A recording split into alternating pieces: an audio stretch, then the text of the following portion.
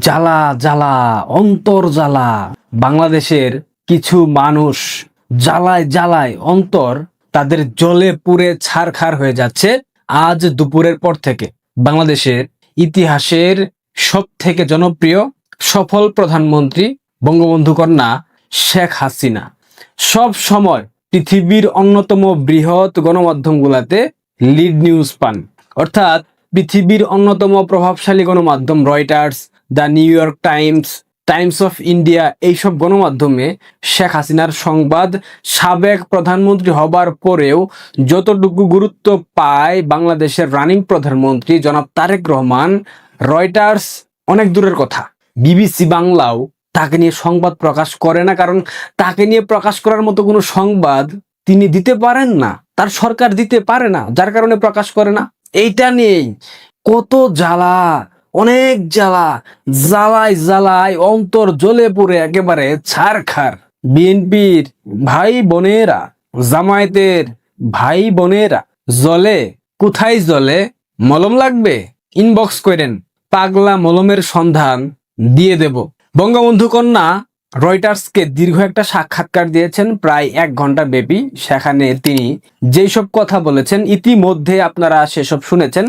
তবে এই পুরো 1 ঘন্টার সাক্ষাৎকারের যেই সারাংশ যদি আমি বলি, সেটা হবে মৃত্যুদণ্ডের রায় মাথায় নিয়ে আগামী ডিসেম্বরের মধ্যে আওয়ামী লীগ নেতাকর্মীদের সাথে নিয়ে দেশে ফিরে আদালতে আত্মসমর্পণ করবেন বঙ্গবন্ধু কন্যা শেখ হাসিনা। তিনি জানেন তাকে গ্রেফতার করা হবে কিংবা হত্যাও করা হতে পারে, তবু দেশের মাটিতেই শেষ নিঃশ্বাস ত্যাগ করতে তিনি ফিরবেন।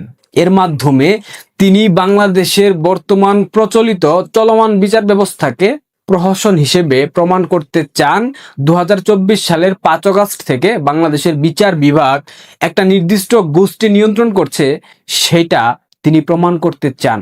তিনি ইতিমধ্যে 125টি আসনের নেতাদের সাথে অনলাইনে বৈঠক করে সবকিছু গুছিয়ে ফেলেছেন, আরো বাকি সবকিছু গুছানোর চেষ্টায় আছেন। বঙ্গবন্ধু কন্যা শেখ হাসিনা দাবি করেছেন, ভুল ত্রুটি যাই হোক না কেন আওয়ামী লীগকে নিষিদ্ধ করার অধিকার কারোর নাই, ইভেন তারেক রহমান কিংবা জামাতেরও নাই। আওয়ামী লীগ ভালো নাকি মন্দ সেটার বিচার করবে জনগণ ভোটের মাধ্যমে। সেটা না করে একটা কালো আইনের মাধ্যমে আওয়ামী লীগকে নিষিদ্ধ করা হয়েছে, যেটা কোনোভাবেই উচিত না।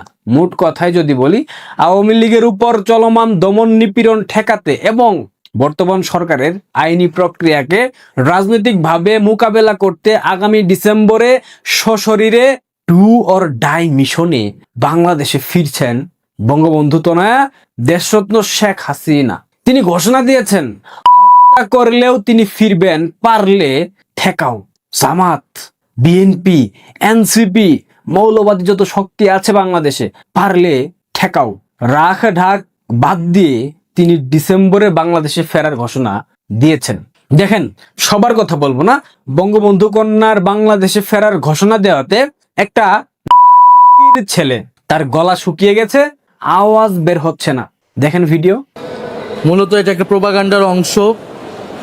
বাংলাদেশে এখন আওয়ামী লীগকে দলগতভাবে বিচারের আওতায় মুখোমুখি নেওয়ার কথা সরকারও ভাবছে, এবং আমরাও মনে করি এটাই সঠিক রাস্তা। শেখ হাসিনার রায় অলরেডি হয়ে গিয়েছে, এখন এটা কার্যকর করতে হবে। এতদিন এরা বলেছে না, শেখ হাসিনাকে দেশে ফিরিয়ে এনে ফাঁসির মঞ্চে ঝুলানো হবে, ফাঁসির কার্যকর করা হবে, মৃত্যুদণ্ড কার্যকর করা হবে, অথচ এখন বলছে শেখ হাসিনার দেশে ফেরার ঘোষণা প্রপাগান্ডা। আচ্ছা, এরা কি মানুষের পেট থেকে জন্ম নিয়েছে নাকি পেট থেকে জন্ম নিয়েছে? কোনটা? কি বিএনপি ভয় পাচ্ছ? জামাত ভয় পাচ্ছ? এনসিপি ভয় পাচ্ছ? এতদিন বললা কূটনৈতিক তৎপরতা চালানো হচ্ছে শেখ হাসিনাকে বাংলাদেশে ফিরিয়ে আনতে। এখন যেহেতু উনি ঘোষণা দিয়েছেন ডিসেম্বরের মধ্যে বাংলাদেশে ফিরবেন, তাহলে উনার পাসপোর্ট দেওয়া হোক। কি বিএনপি পাসপোর্ট দিবা না?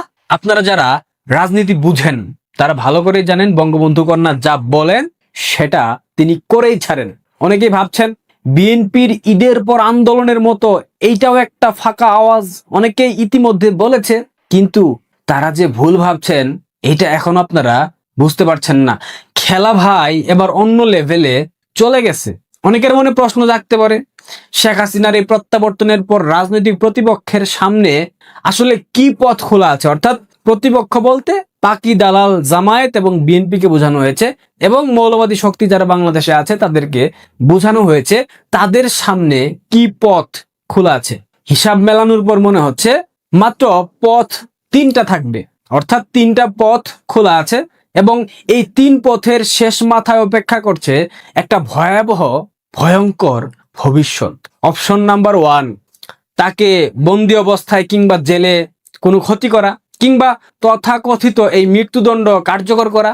যদি এই ভুলটা বিএনপি জামাত করে, তবে বলে রাখলাম, লিখে রাখেন, বাংলাদেশে গৃহযুদ্ধ 1000% নিশ্চিত।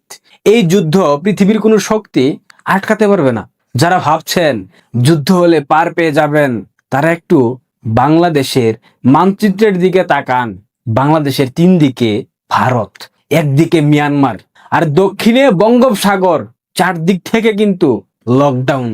এই ভৌগোলিক ফাঁদে কার অবস্থা কেমন হবে তা যদি এখনো মাথায় না ঢুকে, তবে পাকিস্তানের রাওয়ালপিন্ডিতে একটা কল করেন, জিজ্ঞাসা করেন, জনাব हमारे बचने का रास्ता क्या है। সিরিয়াসলি বইলা দিবে। 1971 সালের এই ভৌগোলিক কারণেই দুনিয়ার অন্যতম সেরা সুপ্রশিক্ষিত পাকিস্তানি সেনাবাহিনী আমাদের যথাসামান্য ট্রেনিং পাওয়া মুক্তিযোদ্ধাদের কাছে পরাজিত হয়েছিল। অপশন নাম্বার 2, সাজানো কোনো রায়ের মাধ্যমে তাকে জেলে আটকে রাখা। কিন্তু বাংলাদেশের রাজনৈতিক ইতিহাস কি বলে? ইতিহাস বলে রাজনৈতিক উদ্দেশ্যে দেওয়া জেলের তালা ভাঙতে এদেশে বেশি সময় লাগে না। এটিএম আজাহার, সাজাপ্রাপ্ত আসামি আজকে জাতীয় সংসদের সংসদ সদস্য তারেক রহমান, দণ্ডপ্রাপ্ত আসামি আজকে বাংলাদেশের প্রধানমন্ত্রী। এগুলা ইতিহাস, এগুলা মানতে হবে। এবং শেখ